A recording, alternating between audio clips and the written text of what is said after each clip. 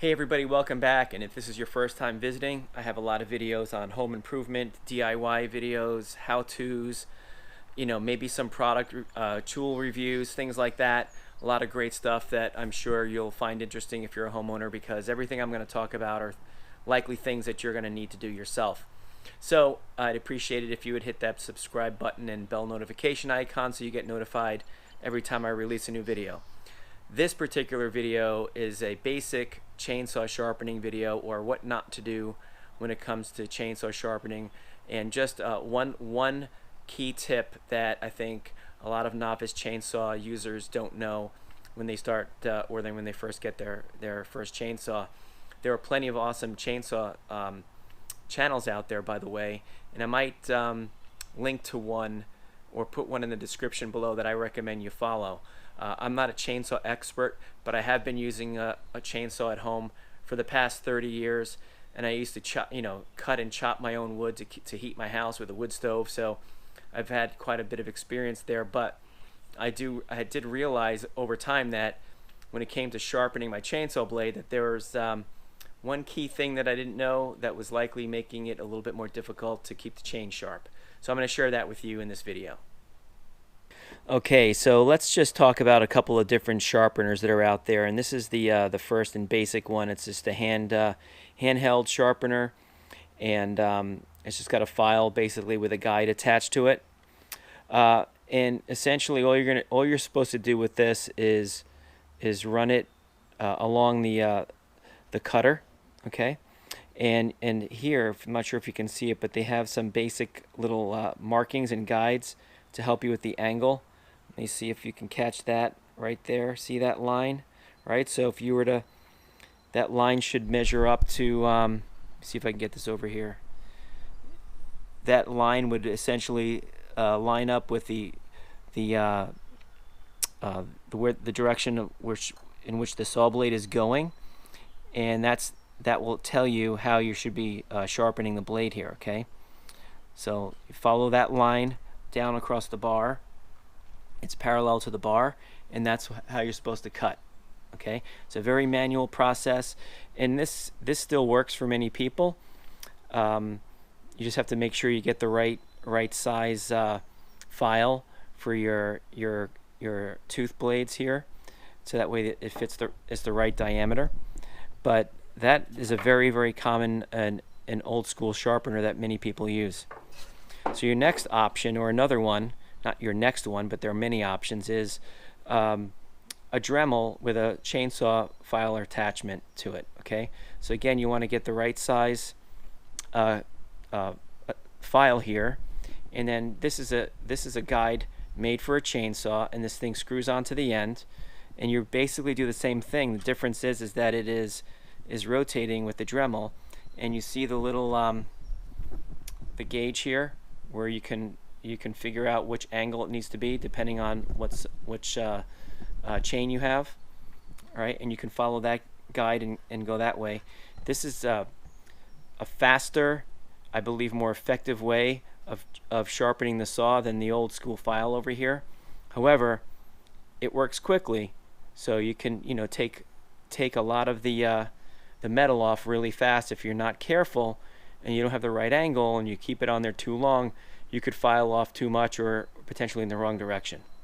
Okay, so now remember when I started the video, I told you there are some things that when I started, I guess I first started using a chainsaw in around 1991, and didn't realize when it came to sharpening the blade that that I was missing something. Okay, and what I was missing was paying attention to the height of the raker.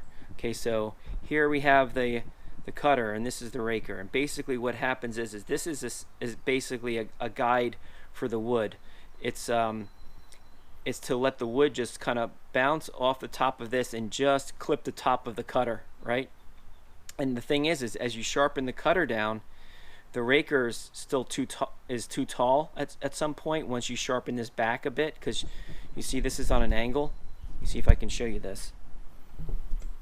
This is on an angle, and as you sharpen that, the height of this starts to get lower, and which means that this is still standing too tall, And as you're cutting through wood, this is not going to allow the wood to touch the cutter. So you have to file the raker down appropriately, so that way you have enough or the right amount of the cutter exposed to take off the right amount of wood. And so, you know, in the beginning I never really knew much about sharpening the rakers, and you know, there was no YouTube back then either. So I was, I'm sure, getting frustrated, and I was after a while just changing blades. So now these two devices that I just showed you to sharpen, they're not really made for sharpening the raker. Sure, I can take this and hit it with that if I want, or I can take a flat file and sharpen those things. I'm not sure if you can see this. I'm going to try to show you here, but I'm not sure if you can see. There's a little space in between the two cutters when I rest this hacksaw blade across the top, and you want to have that kind of space. If you don't have a space, then you might not have enough. Like this one here looks like it might be possibly the raker's too tall, right? So what I want to show you is a different sharpener that I found it on YouTube, one of those other great chainsaw channels I was talking about. This is a steel chainsaw blade sharpener. Looks like a weird contraption, right? But basically what it has is, it has your round cutter, and it also has a flat file to file the raker at the same time, all done at the same time. Okay, so if you look here, you've got an arrow pointing in a direction, right? And so you also see the angle of the plastic, how that angle is parallel now with the bar, right? So basically you would line this up, get it on the cutter, okay, and then file this way. I'm holding the camera with one hand and filing with the other, so it's not as easy right now. I'll put it down in a moment and you can watch me do it, but basically you're filing in one direction, about 3 or 4 strokes, and what it's doing is it's also filing on the other side of this, the raker, at the same time, if it's touching it. Okay, so this thing is already pre-measured, and if the raker's too high, the center file is going to file the raker down. So it's done perfectly every single time. And then what you do is, after you do all the you get all of the cutters knocked out going this direction, you'll spin the saw blade around and then turn this, okay, and you can go this way. Got it? So that's how you'll do it. So each side has got an arrow pointing in the appropriate direction. So you're going to watch me do a couple, and then I'll do the rest of them off camera, because you don't need to get bored watching me file every single one of these. And then we'll go out and cut a piece of wood.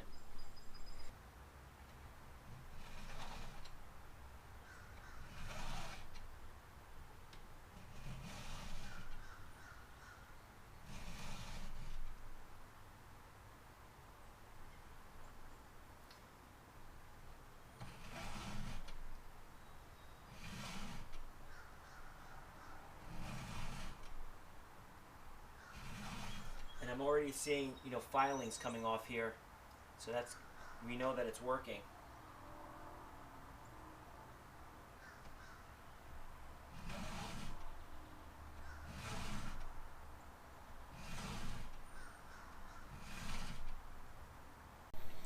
Okay, now I turn the chain around, and I'm going to do the cutters on the other side. Go in the other direction, again with the arrow, and this guide lined up parallel to the bar.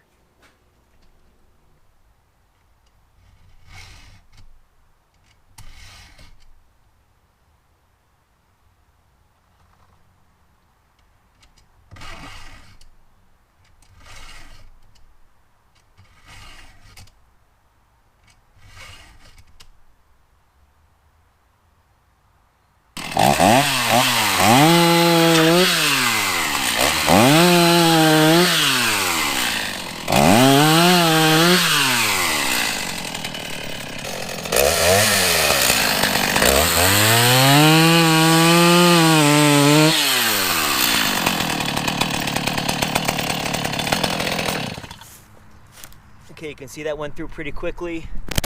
And look at the nice shavings. So you know the blades sharpen well. Just said in case you couldn't hear me. Shavings look great.